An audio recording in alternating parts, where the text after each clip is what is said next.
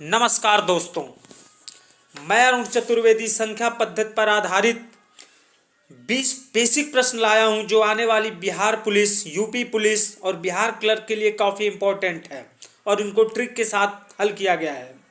इसलिए आप लोगों से निवेदन है कि इस पोस्ट को ज़्यादा से ज़्यादा लाइक करें और इस चैनल को सब्सक्राइब करना न भूलें। पहला प्रश्न है, एक है, इसका विकल्प है भाज्य संख्या, अभाज्य संख्या, सम संख्या, पूर्णांक।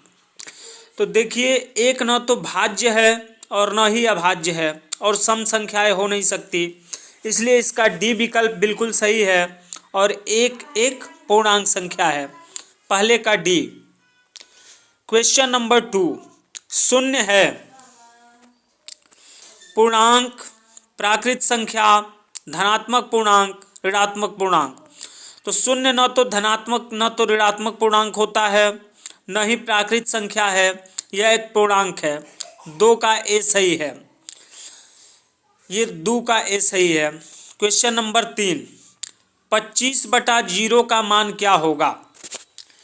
तो किसी भी संख्या में अगर हम 0 से भाग करते हैं, जैसे 25 में हम 0 से भाग करते हैं, तो इसका मान इन्फिनेटिव आएगा, जिसको हम परिभाषित नहीं कर सकते हैं। तो इसका सही विकल्प होगा परिभाषित नहीं। अगला क्वेश्चन है आपकी स्क्रीन पर, पहली अभाज्य संख्या है, इसका विकल्प है 1, 2, 3, 0। तो देखिए, पहला विकल्प एक बिल्कुल गलत है, क्योंकि एक न तो अभाज्य संख्या है न ही भाज्य संख्या है। इसका सही उत्तर होगा बी, 2। क्वेश्चन नंबर 5, पहली 20 प्राकृतिक संख्याओं का योग होगा। तो माना n 20 बराबर 20, इसका सूत्र होता है योग का n प्लस 1/2, जो ऊपर लिखा हुआ है। इसको देखिए कैसे हल करते हैं। पहली 20 प्राकृत संख्याओं का योग, n बराबर 20,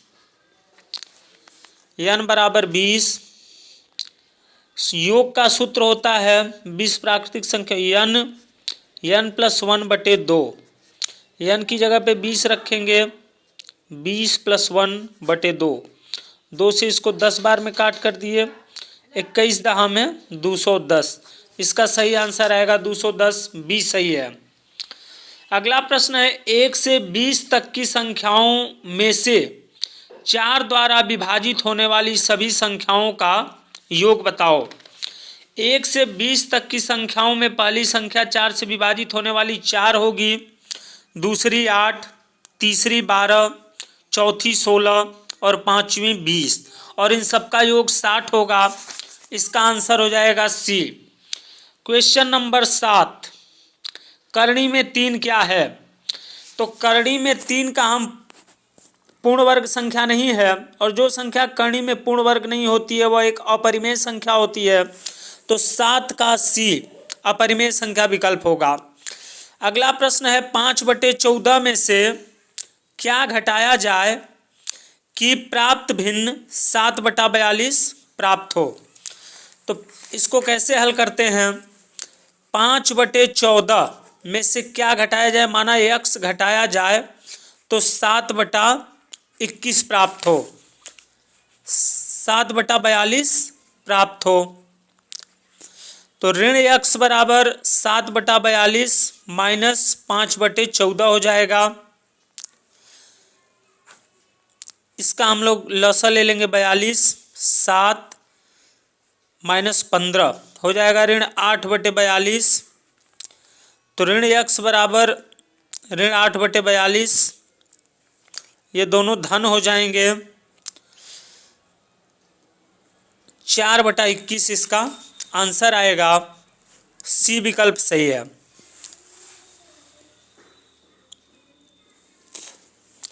क्वेश्चन नंबर 9, 50 से कम सभी अभाज्य संख्याओं की संख्या कितनी है? तो इसका कोई फार्मूला नहीं, इसको हमें लिखना पड़ेगा।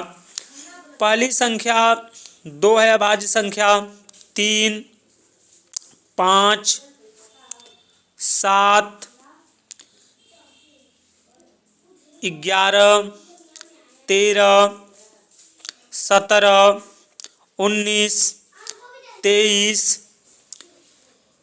29, 31, 37, 41, 43, 47। अब इनको गिन लेते हैं। 1, 2, 3, 4, 5, 6, 7, 8, 9, 10, 11, 12, 13, 14, 15। इसका सही उत्तर 15 आएगा। अगला क्वेश्चन है 17 पर 50 घात को 16 से भाग देने पर शेष कितना बचेगा। ये ट्रिक पे सवाल लगेगा। 17 पर 50, इतना हम लोग विस्तार तो कर नहीं सकते हैं, तो 17 पे 50 बटे 16, इस पे घात 50 है, घात से कोई मतलब नहीं है। ऊपर 17 है और नीचे 16 है। आधार एक कम है तो एक शेष बचेगा। इसका सही उत्तर आएगा ए। इस ट्रिक को आप लोग याद कर लिए। अगर एक कम है तो एक ही शेष बचेगा। इसका सही उत्तर आएगा 1। अगला क्वेश्चन है निम्न में से कौन सा सह अभाज्य है।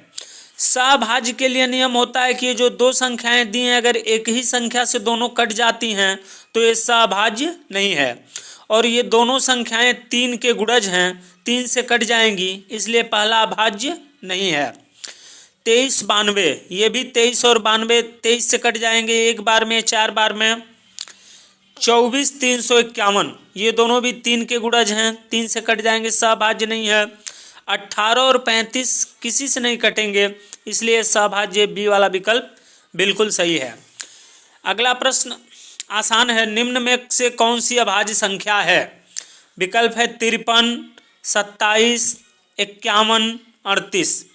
इसमें 53 अभाज्य संख्या है। 27 9 से और 3 से कट जाएगी। 51 17 और 3 से कट जाएगा।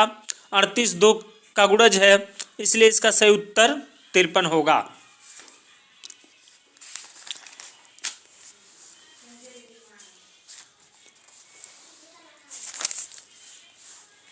अगला क्वेश्चन है कौन सी संख्या 9 से विभाज्य है।